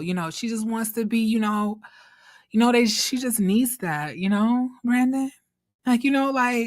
Take it easy with her, Brandon. She's not that bad. She's not that bad. She's not, you know? Like, yeah, Brandon, you're a good man, Brandon. You deserve better. You know, you deserve so much more, Brandon.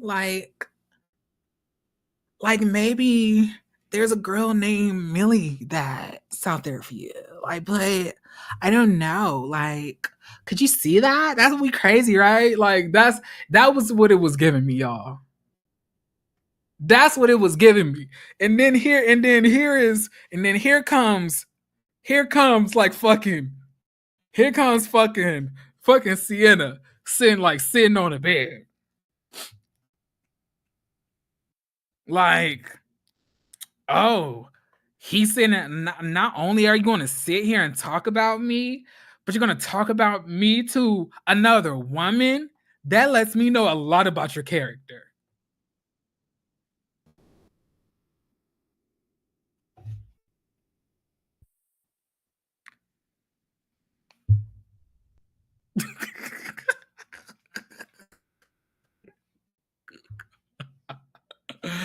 And all I could think about was Sienna.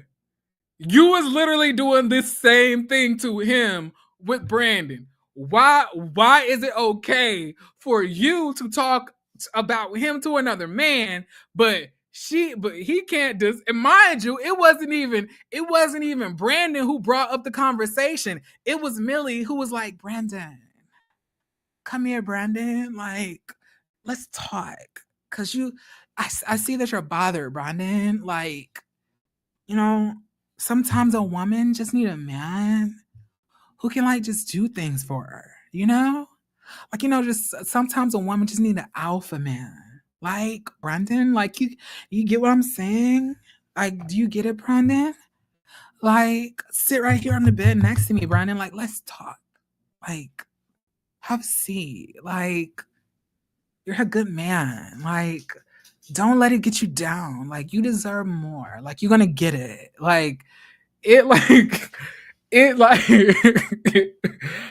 like it wasn't even Brandon who initiated that conversation. I was like, what's going on? Who y'all? But y'all, that was the end of episode 2. Greg, let's tally up what we come to the conclusion with after all of this from everybody. Dominique is a bitch and a woman abuser. Lexus is a hood rat with no home training. Sienna is emotionally abusive and verbally abusive, and she's insecure, and she has mommy hurt and abandonment issues. Brandon made me side eye him when he made that little joke in the kitchen regarding Alexis and Dominique's situation, right? But overall, he seemed like he a good man. I can't hold you yet. And he was like, man, I just want my nice, beautiful, eccentric, light-skinned woman from New York. But unfortunately, she's just not acting like she needs to. My God, how am I supposed to feel like I want to take you to the boom boom room? Was she acting like that? Like, how am I gonna do that? Like, that doesn't make me feel good, you know? And then here, Millie's just like, yeah, yeah, it doesn't, does it? You need a nice, soft woman to take to the boom boom room. Yeah, you need that. Yeah, Brandon. Yeah. Greg is messy as fuck, and he's exhibiting bitch like tendencies. Millie cool with me. I think Millie cool as fuck. Millie laid back. I think Millie is very beautiful. Think she cool as shit. I fucks with Diamond. Diamond is cool. Fucks with Diamond. Diamond is a nice chick. She holds that man accountable, but unfortunately, holding him accountable does not equate to releasing something that is no good for you. And Aaron H is out here trying to eat pussy, suck toes, and do it in front of everybody and their grandmama. Aaron J. Gay, at this point, I feel that he could be gay allegedly. Me personally. I feel like if there was a lie detector test and we hooked Aaron J up to it and we asked Aaron J, have you ever watched some gay porn that suck the dick or two? I guarantee you that shit beep, beep, beep, beep. I'm pretty sure it would do a couple of those. I low-key feel that way about Greg. I low-key feel that way about Greg. I ain't gonna hold you. Joanna's wig does not match her leave out. She has a stiff personality, a stiff attitude, and she is not attracted to Aaron. Aaron and her are not attracted to one another. It's giving he's gay, it's giving that she's for pay, and it's not giving that they're here to be together anyway at all. Josh and Shay, I fucks with them the long way. I feel like Josh is a real laid back dude. Feel like Josh has a lot of kids, probably that he ain't letting Shay know about, but we'll figure that out as we progress.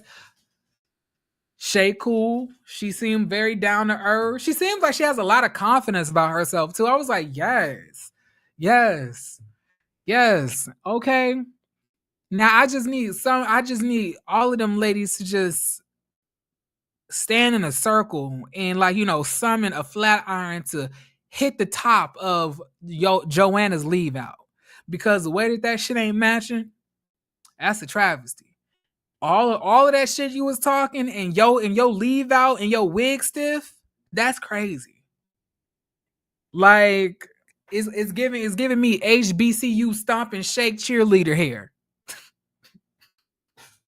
They always got stiff weaves. Let me stop. Cause my nigga would kill me. But anyway, y'all, that wraps up the live for tonight. That wraps up the live for tonight.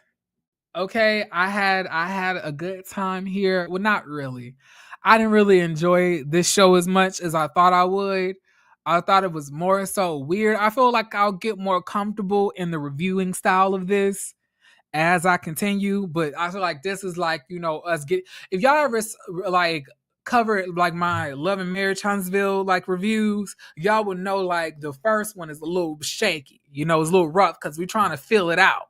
But once we get into the next 2 to 3 episodes, baby, I'm gonna light this shit the fuck up. Not saying if I don't know if I already did or not. I don't know, but as I get comfortable, this is gonna get real ratchet. Okay. Now pray for me, y'all, because I'm out here trying to figure out what the fuck I'm supposed to find these Love After Lockup episodes. Because I do not have cable. If you have cable in 2024, you are a better bitch than me because I refuse. However, I don't even know why I do not have cable, because at this point, the streaming apps together all equals out to more a premium cable bill at this point with satellite service. So, child, Shay was ready to give that thing up when they got back in the house. Shay was ready to give that thing up when they was on the Ferris wheel. Shay was ready to get that thing up. Okay? Shay couldn't wait to put the pussy on his sideburns. But anyway, y'all, I gotta go. It's 12 a.m. I got work in the morning, and I gotta go to the gym in the afternoon. Okay? I love every single one of y'all. I hope you guys have a beautiful, beautiful rest of y'all day. I plan on doing the same. Bye. Well, first of all, hold on. Love yourself. Okay? I love you, and I want you to know you are loved. And if nobody ever told you today, I love you. Okay? And if you need a hug, here you go. Okay. Okay. Don't hug me. You ain't got.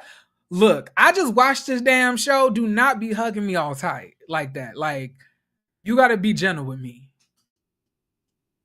Okay? Treat me like Brandon. You got to be gentle with me. All right?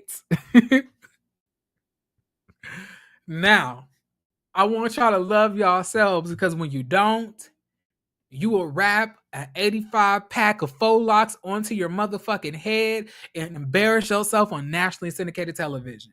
When you don't love yourselves, you will get a BBL for your body, but not for your spirit, not for your heart, not for your self-esteem. See, y'all be getting BBLs for the body, but the insides, y'all still overweight, but not in the good way. Y'all see, and it's not overweight. See, y'all be getting these BBLs physically, but y'all insides are bad built. It's giving flat back. It's giving your ass is your back and your back is your ass. on the inside. And that causes y'all to get with bitch ass niggas that abuse y'all. And stay with them, even though you have your own kids that you need to protect. So love yourself enough not to be that way. Not to put yourself in that situation. I would hope so.